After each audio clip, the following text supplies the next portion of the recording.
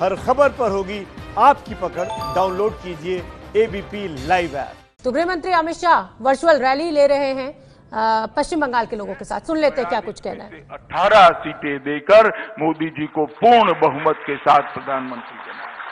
और ये जो आपका दिया हुआ हौसला है, आपका दिया हुआ आशीर्वाद है, मैं आपको विश्वास दिलाना चाहता हूं कि भारतीय जनता पार्टी सिर्फ आंदोलन करने के लिए बंगाल के मैदान में नहीं आई।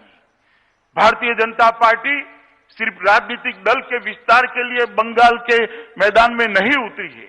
भारतीय जनता पार्टी बंगाल के अंदर हमारे संगठन की नींव मजबूत करना तो चाहती ही है, परंतु भारतीय जनता पार्टी फिर से संस्कारित बंगाल बनाना चाहती है, हमारा सोनार बांग्ला फिर से बनाना चाहती है और हम एक मजबूती के साथ बंगाल की जनता के साथ खड़े हैं।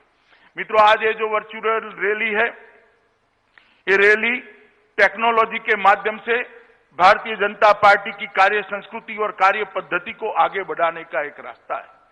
भारतीय जनता पार्टी लोकतांत्रिक तरीके से लोकतंत्र के अंदर अपने विचारधारा का विस्तार करने में विश्वास रखने वाली पार्टी है। जब विचारधारा का अपने स्वप्नों का विस्तार करना होता है तो जनसंपर्क और जनसंवाद बड़े महत्वपूर्ण होते हैं। भारतीय जनता पार्टी का ये कार्य संस्कृति रहा कि जहां जहां जनादेश मिला, हमने हमेशा के लिए अपने हिसाब देने के लिए जनता के सामने हम जाते रहे। 1 साल हो, 2 साल हो, 3 साल हो, 4 साल हो, 5 साल हो, हम जनता के सामने गए और हमारा हिसाब दिया। हम वो दलों में से नहीं है जो 10-10 साल तक बैठते हैं फिर भी शिकायतें ही करते रहते हैं। भाई, सत्ता आपको दे दी, सरकार आपको दे दी और हालत नहीं संभल रहे हैं तो केंद्र पर हमले करना। हम वो दल नहीं है। हम सत्ता जब मिलती है तब परिवर्तन करने में विश्वास करते हैं और हमने जो किया है इसका हिसाब किताब देने में विश्वास करते हैं।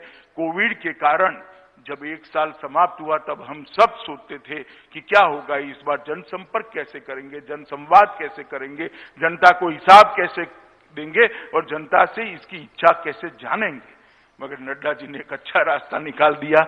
ये मैं आज तीसरी वर्चुअल रैली के अंदर उपस्थित हुआ हूं। मित्रों, एक अद्भुत प्रयोग, सफल प्रयोग भारतीय जनता पार्टी ने किया है। जब भी जनसंपर्क और जनसंवाद के भारत का इतिहास लिखा जाएगा, ये वर्चुअल रैली के लिए एक चैप्टर जरूर लिखने वाले ने रिजर्व करना पड़ेगा, इसका मुझे विश्वास है। मैं आज जिस प्रकार से बंगाल भारतीय जनता पार्टी ने इस कार्यक्रम का आयोजन किया है, 70,000 से ज्यादा एलईडी स्क्रीन लगाए हैं, दुनिया भर के बंगाल के लोगों को जोड़ा है, इनके एसोसिएशनों को जोड़ा है। मैं दिलीप घोष, मुकुल रॉय और कैलाश विजयवर्गीय और उनकी टीम को हृदय से बधाई देना चाहता हूं कि आपका ये परिश्रम बंगाल की जनता के साथ जनसंवाद भारतीय जनता पार्टी का जरूर रंग लाएगा। मित्रों, आज मैं जब आपके सामने उपस्थित हुआ हूं तब मोदी जी की सरकार का 1 साल समाप्त हुआ है। मोदी 2 का 1 साल समाप्त हुआ है, मगर मोदी 2 को आइसोलेशन में नहीं देख सकते, 1 साल को आइसोलेशन में नहीं देख सकते। नरेंद्र मोदी जी 2014 में देश के प्रधानमंत्री बने और 2014 से 2019 में फिर से जनादेश प्राप्त किया और उसका 1 साल समाप्त हुआ। ये 6 साल भारत को हर तरीके से आगे बढ़ाने के 6 साल रहे हैं। ये 6 साल भारत की समस्याओं का समाधान करने के 6 साल रहे हैं। ये 6 साल भारत को दुनिया में सम्मान दिलाने के 6 साल रहे हैं। ये 6 साल 60 करोड़ लोगों के जीवन के अंदर परिवर्तन लाने के 6 साल रहे हैं और ये 6 साल के अंदर स्केल भी बदला है और स्किल भी बदली है। हर तरीके से नए भारत की रचना की दिशा में हम मोदी जी के नेतृत्व में आगे बढ़े हैं। जब मोदी जी को नेता चुना गया, मैं भी भारतीय जनता पार्टी के महासचिव के नाते संसद के सेंट्रल हॉल में था। मुझे आज भी मोदी जी का पूरा भाषण याद है। उन्होंने भाषण की शुरुआत में ही कहा था कि भारतीय जनता पार्टी की सरकार, ये मेरी सरकार जो ऐतिहासिक जनादेश लेकर आई है, वो गरीबों की सरकार होगी, दलितों की सरकार होगी, आदिवासियों की सरकार होगी, पिछड़ों की सरकार होगी। दूसरे दिन अखबारों ने, ढेर सारे अखबारों ने अपने कमेंट्स लिखे थे कि सब ऐसा कहते हैं मगर गरीबों के लिए कुछ नहीं होता।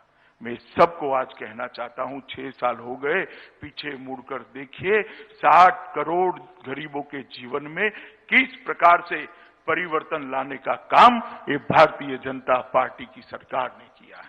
मित्रों, मैं आपको बताना चाहता हूं कि मोदी जी ने सबसे पहले 60 करोड़ गरीबों के घर में, जिनके पूरे परिवार के पास बैंक अकाउंट नहीं था, उसके घर में बैंक अकाउंट पहुंचाने का काम किया और ये जनधन योजना के माध्यम से बैंक अकाउंट पहुंचाया।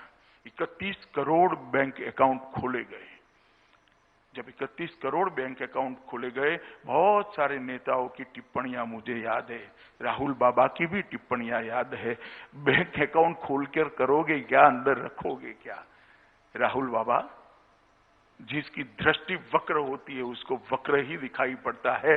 मैं सिर्फ आगे की बात नहीं करता, कोरोना के वक्त मोदी जी ने जो राहत भेजी है वो ही कहना चाहता हूं। 51 करोड़ लोगों के बैंक अकाउंट के अंदर 53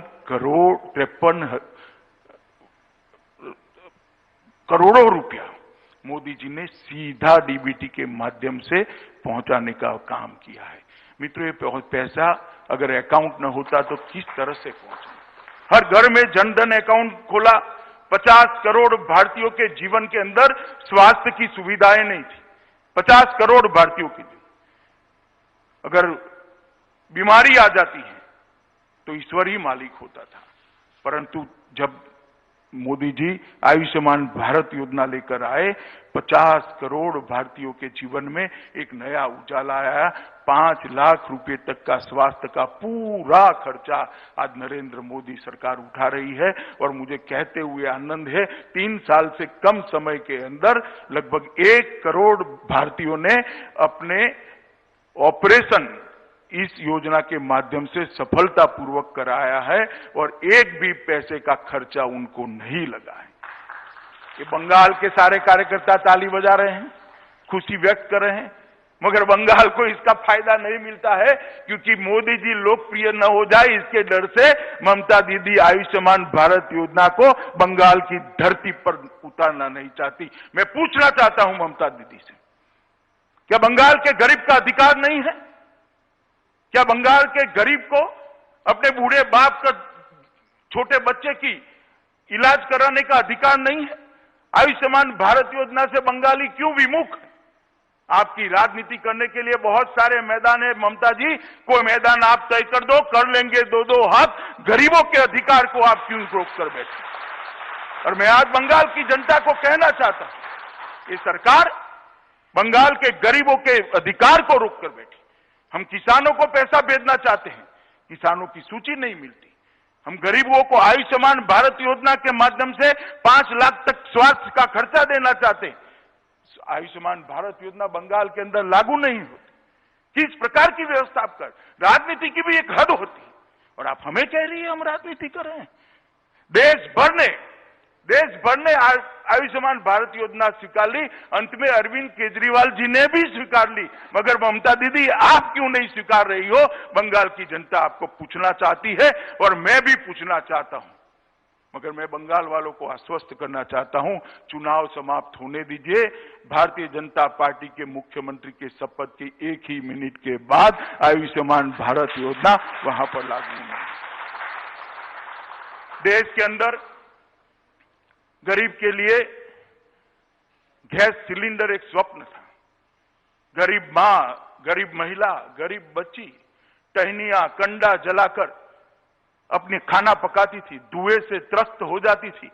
नरेंद्र मोदी सरकार ने 8 करोड़ गरीब माताओं के घर में गैस का सिलेंडर भेजा और 8 करोड़ घरों को धुएं से मुक्त करने का काम ये भारतीय जनता पार्टी की नरेंद्र मोदी सरकार ने किया है। मित्रों, मैं कहना चाहता हूं कि 8 करोड़ माताओं का आशीर्वाद आज नरेंद्र मोदी जी के साथ है।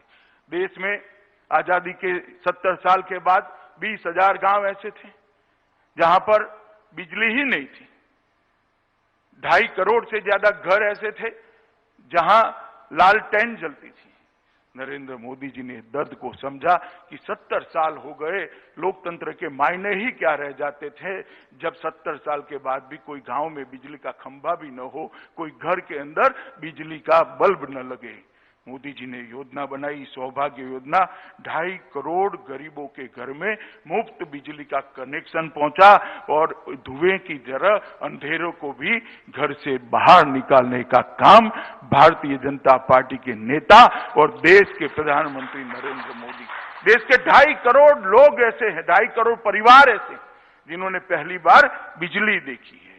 10 करोड़ परिवार ऐसे थे जिनके घर में शौचालय नहीं थे।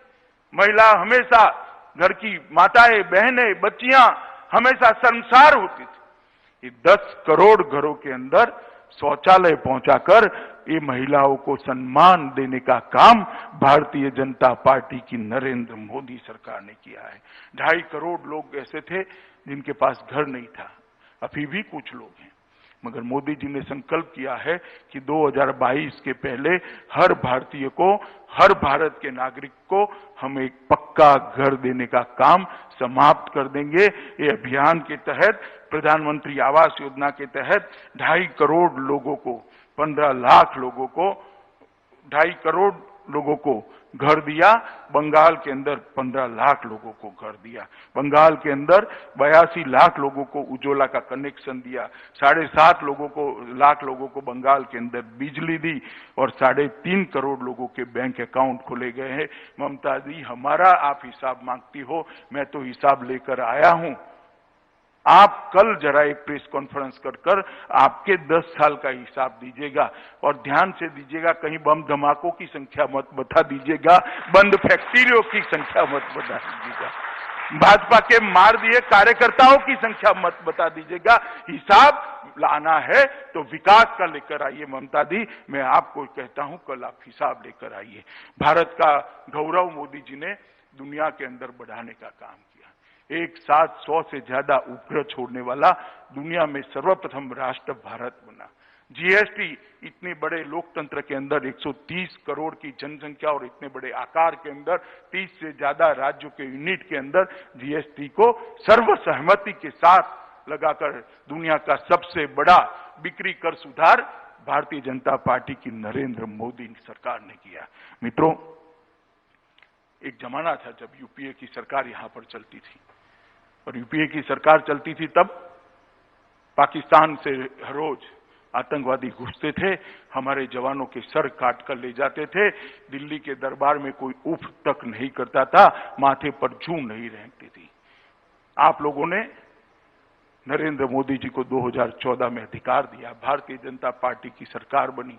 उरी और पुलवामा में आतंकवादियों ने हमला किया, मगर इस बार स्थिति बदल गई थी। प्रधानमंत्री नरेंद्र मोदी थे, भारतीय जनता पार्टी की सरकार थी। कुछ ही दिनों में सर्जिकल स्ट्राइक और एयर स्ट्राइक कर पाकिस्तान के घर में घुसकर अपने जवानों के खून का बदला लेकर अपने नर बांकुरे, वीर बांकुरे वापिस और दुनिया भर के अंदर एक संदेश भेजा कि भारत के जवानों का खून सस्ता नहीं है। अगर कोई हमारे जवानों के साथ छेड़खानी करेगा तो उसको परिणाम भुगतने पड़ेंगे। और मित्रों, इससे एक आतंकवाद के खिलाफ जीरो टॉलरेंस का संदेश गया है। और दूसरा टर्म शुरू होते ही 70 साल से कई मुद्दे ऐसे थे जिनको कोई छूने की हिम्मत नहीं करता था। वो मुद्दे देश की एकता और अखंडितता के साथ जुड़े थे, देश की सुरक्षा के साथ जुड़े थे। देश का हर नागरिक और बंगाल का तो हर नागरिक विशेषकर चाहता था कि कश्मीर के अंदर धारा 370 और 35A को हटा दिया जाए, क्योंकि बंगाल के ही नेता थे, बंगाल के ही सुपुत्र थे श्यामा प्रसाद मुखर्जी, जिन्होंने अपने जीवन का बलिदान कश्मीर में 370 के आंदोलन के लिए कश्मीर की भूमि पर दिया। और हम भारतीय जनता पार्टी के कार्यकर्ताओं के लिए गौरव है कि हमारी पार्टी के पहले राष्ट्रीय अध्यक्ष ने कश्मीर के लिए कश्मीर की भूमि पर बलिदान दिया था। और मैं तो जब से कार्यकर्ता बना 14 साल की उम्र से, तब से नारे लगाते थे हम लोग, कि जहां हुए बलिदान मुखर्जी वो कश्मीर हमारा है। मगर एक कसक रह जाती थी, दिल में एक दर्द रह जाता था कि धारा 370 और 35 है तब तक कश्मीर हमारा नहीं है। और मित्रों, मोदी जी ने अगस्त महीने में 2019 में संसद के अंदर बिल पारित कराया और धारा 370 और 35 को उखाड़ कर फेंक दिया और आज कश्मीर भारत माता का मुकुट बनी बना। हमेशा के लिए कश्मीर के साथ भारत का जुड़ाव करने का काम नरेंद्र मोदी जी ने किया है। और मैं मानता हूं जब भी देश की एकता और अखंडता के लिए कुछ भी लिखा जाएगा, मोदी जी का एकदम भूरी भूरी प्रशंसा के साथ किसी भी कटु आलोचक को भी लिखना पड़ेगा कि धारा 370 और 35 को हटाने का काम ये भारतीय जनता पार्टी की सरकार ने किया। देश के करोड़ों लोग चाहते थे कि जहां श्री राम का जन्म हुआ वहां भव्य राम मंदिर बने। सब लोग चाहते थे। कई आंदोलन हुए। 150 साल पुराना केस समाप्त नहीं होता था। कांग्रेस सरकार की नीति थी केस को लटकाए रखो, तुष्टीकरण की राजनीति करते रहो, मसलों को उलझाते रहो, दंगे होते रहते हो। मोदी सरकार आई, सटीक आर्ग्यूमेंट्स कोर्ट के सामने रखे गए, परिणाम आया और मोदी जी ने अभी गत ही लोकसभा के सेशन के अंदर, लोकसभा के अंदर भव्य राम मंदिर के निर्माण के लिए ट्रस्ट की रचना की घोषणा कर राम मंदिर का रास्ता प्रशस्त कर दिया। और कुछ ही महीनों में आसमान को छूता हुआ प्रभु श्री राम का मंदिर, जहां श्री राम का जन्म हुआ था, उसी भूमि पर हम देख पाएंगे। मैं मानता हूं न केवल देश के बाहर रहने वाले करोड़ों लोगों के मन की श्रद्धा को नरेंद्र मोदी जी ने परवान चढ़ाया है। 3 तलाक का मामला था, फिर तुष्टीकरण की राजनीति, वोट बैंक की राजनीति, करोड़ों मुस्लिम माताओं बहनों को अन्याय होता रहा, सालों तक अन्याय होता रहा, इसको छूने की कोई हिम्मत नहीं करता था। सुप्रीम कोर्ट का आदेश आया था शाहबानू के केस में, कांग्रेस सरकार ने आदेश को पलटा, कानून लाए और ट्रिपल तलाक को चालू रखा।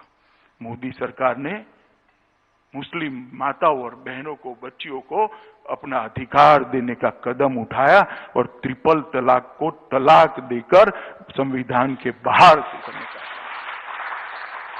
मित्रों, ऐसी ऐतिहासिक घटनाएं हैं जो हमारी राजनीति के अंदर, देश के लोकतंत्र के अंदर तुष्टीकरण की राजनीति करने वालों ने सालों तक नहीं की। मोदी जी ने एक झटके में ये किया है। और मैं बंगाल के लोगों को कहना चाहता हूं कि इतना ही बड़ा कदम है सिटीजनशिप अमेंडमेंट एक्ट। विभाजन के बाद करोड़ों लोग पड़ोसी देश से आए, शरणार्थी आए, 70 साल से वो वैसे ही रहते रहे, कोई कानूनी अधिकार नहीं, कोई पहचान नहीं, अपने ही देश में वो निराश्रित बनकर रहे। वहां तो परेशान होते ही थे, यहां पर भी परेशान हुए। अपनी सरकारों ने भी उनकी सुध नहीं ली क्योंकि तुष्टीकरण की राजनीति करनी थी। मित्रों, नरेंद्र मोदी सरकार आई, इसने करोड़ों शरणार्थी जो आए थे उनको सम्मान देने का भारत का वादा जो सन 47 में किया गया था, उसको 2019 में पूरा किया और सिटीजनशिप अमेंडमेंट एक्ट लेकर आए और वो शरणार्थियों को नागरिकता का अधिकार दिया। मैंने ममता जी का चेहरा उस दिन देखा था, गुस्से से लाल बबूला हो गई थी। नाम देने की, बोलने की तमीज भी नहीं रही थी। मैंने इतना गुस्से किसी व्यक्ति को कभी नहीं देखा कि हम इसका विरोध करेंगे, एडी चोटी का विरोध करेंगे। संसद में भी किया, रोड पर भी किया, रैलियां निकाली। मैं ममता दीदी को आज इतना पूछना चाहता हूं कि मतुआ समाज के लोगों ने आपका क्या बिगाड़ा है? ये नाम शूद्रों ने आपका क्या बिगाड़ा है? बांग्लादेश से जो बंगाली भाई आए हैं उन्होंने आपका क्या बिगाड़ा है? उनको नागरिकता मिले इसका आप क्यों विरोध कर रही हो? उनको सम्मान मिले उसका आप क्यों विरोध कर रही हो? ये बंगाल की जनता जानना चाहती है। उन्होंने स्पष्टता करनी चाहिए बंगाल की जनता के सामने कि जो शरणार्थी आए हैं उनको हम नागरिकता देने का विरोध कर रहे हैं, इसके ये कारण है। और मैं ममता जी को कहना चाहता हूं कि आप सीएए का विरोध कर रही है, जब मतपेटियां खुले तब देख लेना कि बंगाल की जनता आपको राजनीतिक शरणार्थी बनाने वाली है।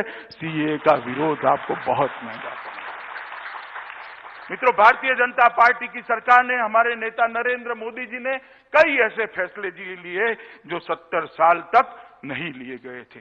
महात्मा गांधी ने कहा था, सरदार पटेल ने कहा था, राजेंद्र बाबू ने कहा था, जवाहरलाल नेहरू ने कहा था, मगर ये कांग्रेस कभी भी उनको नागरिकता देना नहीं चाहती थी। हमने मित्रों 60 करोड़ गरीबों को आवास, बिजली, शौचालय, सिलेंडर, बैंक खाते देने के साथ साथ अब एक ही कमी रह गई थी कि इनको शुद्ध पीने का पानी नहीं मिलता था। मैं गुजरात से आता हूं।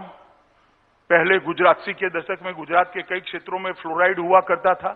आज तो नहीं है। जल संचय अभियान मोदी जी ने चलाया और गुजरात के अंदर फ्लोराइड निकल गया है। परंतु उस वक्त मैंने देखा था कई युवा 25 साल की उम्र में उनके बाल सफेद हो जाते थे, उनकी हड्डियां टेढ़ी हो जाती थी।